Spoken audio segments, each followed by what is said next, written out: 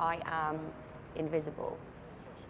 You think you know me, think you see me, but you don't.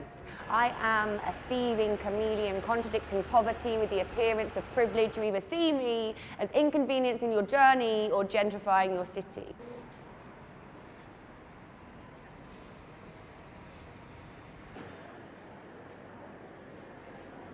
I would be sleeping on the tube or I'd be travelling on the tube. There used to be this poster and it said on it, this is Chloe to get a bed at night. She was called Chloe. To get a bed at night, she has to get herself hospitalised, sleep with someone, or sleep rough. It's something along those lines, and I found that poster again. And so I called that charity, who said to me, we only help, and they said to me, look, honestly, we only help maybe about 7 people to actually get housed. There's some information on our website, like, we can't help you, essentially. And on their website, there was no information apart from how I could help other people. It's the smaller charities that can't afford to advertise that usually are the ones that are going to help you, not the big ones that we hear about on the news and stuff. Like, and it's kind of a shocking thing to be in that situation and to be like, look, I have nowhere to sleep tonight, can you help me? And to be turned around by people that are literally there asking for your help on the tube. You see a representation of yourself and it's like, wow, I finally acknowledge the fact that I need help and like no one's going to help me. That makes you feel like you don't deserve the help.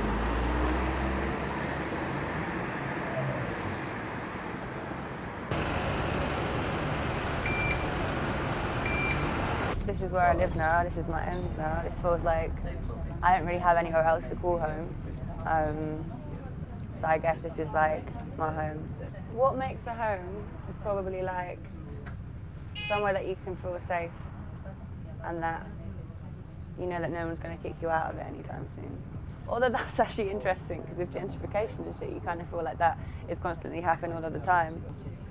At some of the time I feel like I could just end up in the same situation that I used to be, but for the most part, I guess I feel safe and I have a roof over my head, so that's a big thing.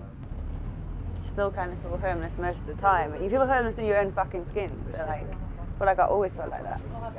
It's more of a feeling. I guess when I came to Hackney, it was very much, you still saw the very much contrast between what is like really rich areas and like what is really poor areas, but a lot more rich and yuppie and hipster places have opened.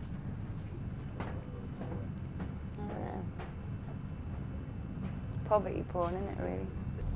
Like, people like it because you see poor people, but you want to dress like them, you want to be like them, you want to live in ends, you want to live that lifestyle, but you don't want to have to like actually live that lifestyle. You want to give the illusion that you're living that lifestyle. It's edgy. It's like a fashionable thing to not be like glamorous. You look right through me, my skin never quite fit the mold. I am an unwritten joke. I masqueraded through Dalston like a first-class hipster backpack with the lingering smell of shit, like a, oh, I've just come back from a festival and I'm like really cool kind of prick.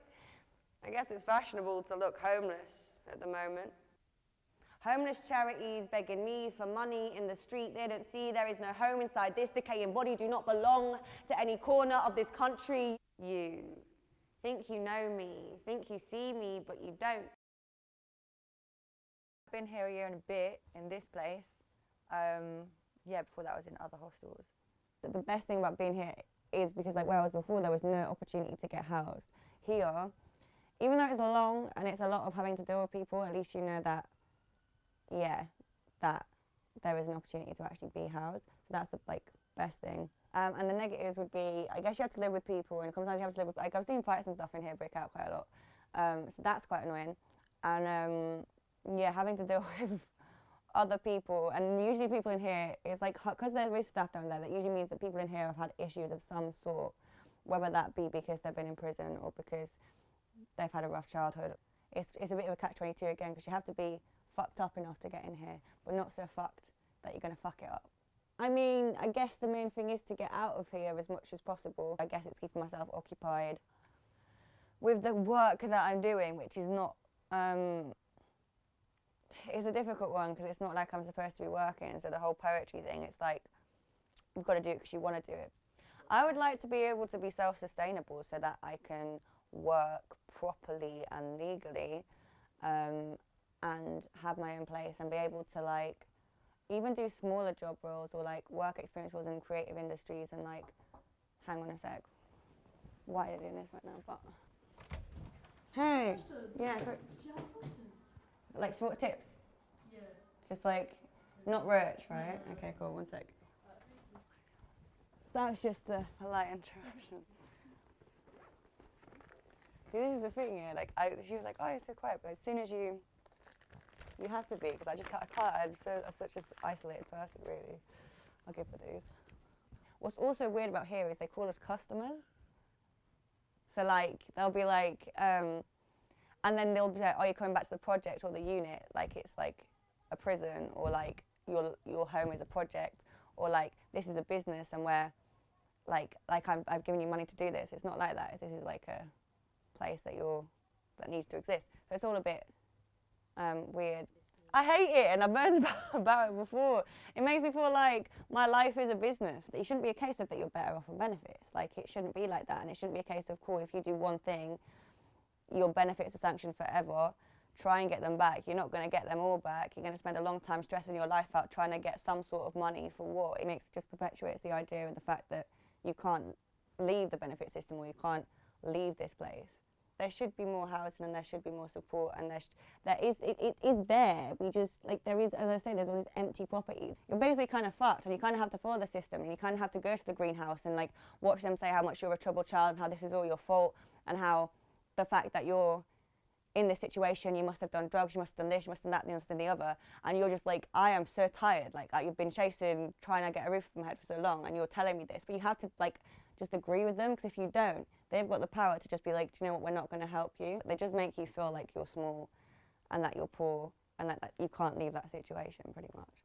But yeah, having to rely on a system that doesn't seem to care, or doesn't care, you know, because the whole point is to care, makes me feel shit. And sometimes you just don't want to get out of bed because you're like, my whole life it's impossible to get out of this situation. Like, and especially when, you know, someone asks for your national insurance, or someone wants to pay you for something, and you kind of have to say no, or you kind of have to find a way around it, or do cash in hand, and like even the people in the office are telling you like you can't work, like you have to, you know, they shouldn't be saying that, but that's actually the reality of it. Is like, if you want to get out of this situation, you kind of have to fuck the system. You kind of have to use it to your advantage. You have to use that. So you kind of have to see it in a different way. You can kind of be like, you know what, I'm not going to let anyone tell me any different. Because, you know, as soon as people ask you, like, what's your side hustle or whatever, and you just want to be like, yeah, the benefit system, mate. Because, like, at the end of the day, like, I need that. You know, it's not a lot, but, like, that's how I live. If I don't have that, what am I going to live off? It's very, very difficult. It's really hard to do, but a lot of time you have to be like, you know what, some people would kill for this time. Some people are working out there.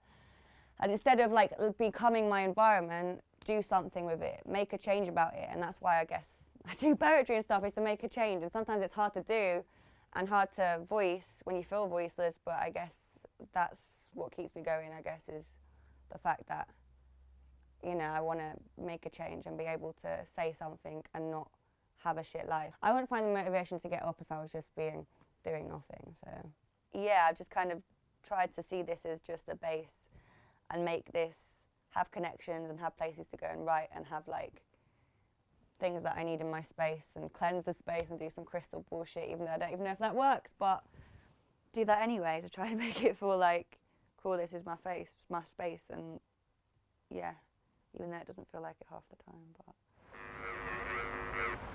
They wanna see a dead body. Probably not. Real dark in the cemetery where the soul's like, oh my, what have I become, man, I'm so high. Quick killing my buzz, love drunk in a maze, like what have you... I think creativity is important, and I think without creativity, what do we have? The whole thing behind creativity is some of the best stuff comes from pain, and without a creative outlet, to let go of all that horrible stuff that you've been through or felt, like, I think that's the most important thing of creativity and art as a healing tool. You wouldn't understand where I've been, truthfully, and these dark thoughts never been new to me. Nobody loving me, everybody through with me. I guess my poetry is kind of harsh, a lot of it, and I guess that's why, because I'm not here to be nice. Like, I don't want you to be comfortable in my company, because you definitely weren't comfortable in my company when I was sat on the street crying or having a breakdown in King's Cross or something like that, so why should you be comfortable in my company now? People love me for the art that destroys me. You glamorise my pain and I use it to make a difference. Just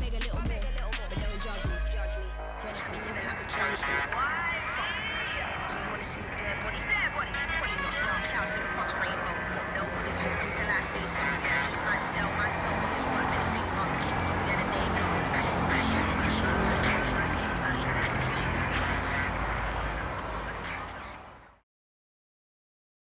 nobody respects the strongest survivors society has to offer. And as I laid there in a sticky puddle of mine and her cum, I know this isn't where I belong, but there is nowhere else for me to belong, so I roll a zoo, I light it up and watch the sunrise over demolished council estates and pray to a God I don't frankly believe in for a safe place for me to exist. There has to be more for me in life than this. Doesn't there? Doesn't there? But there doesn't, because drugs are the only home this country has ever given me to go back to. But I guess ignorance is bliss, isn't it?